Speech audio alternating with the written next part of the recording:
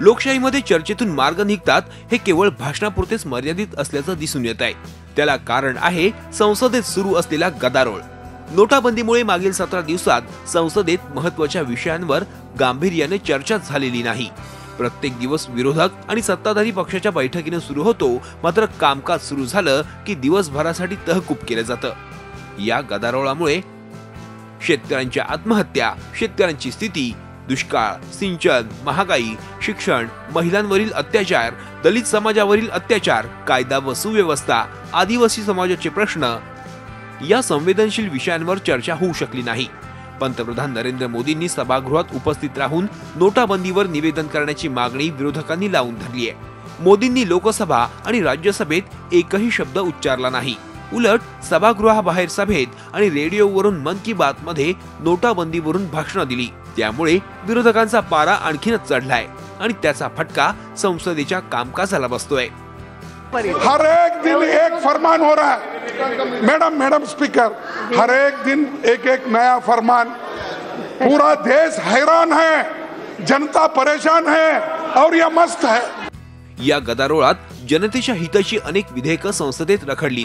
काँग्रेस, डावे पक्ष, समाजवादी पार्टी, तृणमूल काँग्रेस, बसपा, आम आदमी पार्टी या पक्षांनी सरकार विरोधात आघाडी उघडल्यामुळे केंद्रीय जीएसटी, एकात्मिक जीएसटी, मातृत्व नियमन विधेयक, घटस्फोट सुधारणा, इंडियन इन्स्टिट्यूट ऑफ मॅनेजमेंट, ग्राहक संरक्षण विधेयक, HIV प्रतिबंधक आणि नियंत्रण विधेयक, मानसिक आरोग्य काळजी, कामगार नुकसान भरपाई सुधारणा विधेयक, कारखाना सुधारणा विधेयक, प्रसूती सुविधा सुधारणा विधेयक, नागरिकत्व सुधारणा विधेयक यांसारखी महत्त्वाची विधेयकं संमत झालेलीच नाहीत। यापैकी जीएसटी विधेयक संमत होणं गरजेचं आहे, परंतु विरोधक जीएसटी विधेयक पास करण्याच्या तयारीत नाहीत, तर सरकारलाही जीएसटी विधेयक संमत करण्याची घाई दिसत नाही।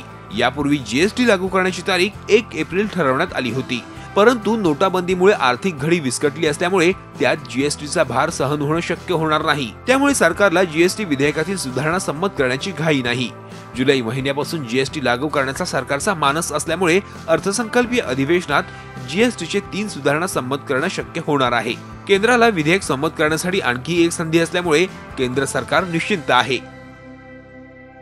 सब रूल बाजू में रख के मैंने कल आप लोगों को एक प्रस्ताव दिया था, there will be no rule. Come on, कल खड़गे जी ने कहा था ना, मैं सब विड्रॉ कर सकती हूँ रूल, मेरी पावर में। मैंने कहा no rule, start the discussion, why you are not starting.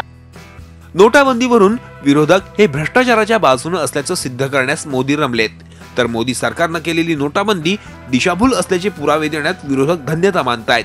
या वादात जनतेच्या खऱ्या समस्यांकडे दुर्लक्ष होत आहे। उर्वरित काही दिवसात तरी यावर तोडगा निघून खऱ्या समस्येकडे सरकार आणि विरोधक लक्ष देईल अशी भाबडी अपेक्षा जनतेची आहे। केवळ राजकीय हट्टापोटी देशाचं किती मोठं नुकसान होतं हे गेल्या 2 आठवड्यामध्ये संसद बंद पडल्यामुळे दिसून आलेलं आहे। विरोधकांनी मोदींनी सभागृहामध्ये हजर राहावं आणि नोटबंदी संदर्भाचं निवेदन करावं या मागणीसाठी संपूर्ण 2 आठवडे कामकाज होऊ दिलं नाहीये।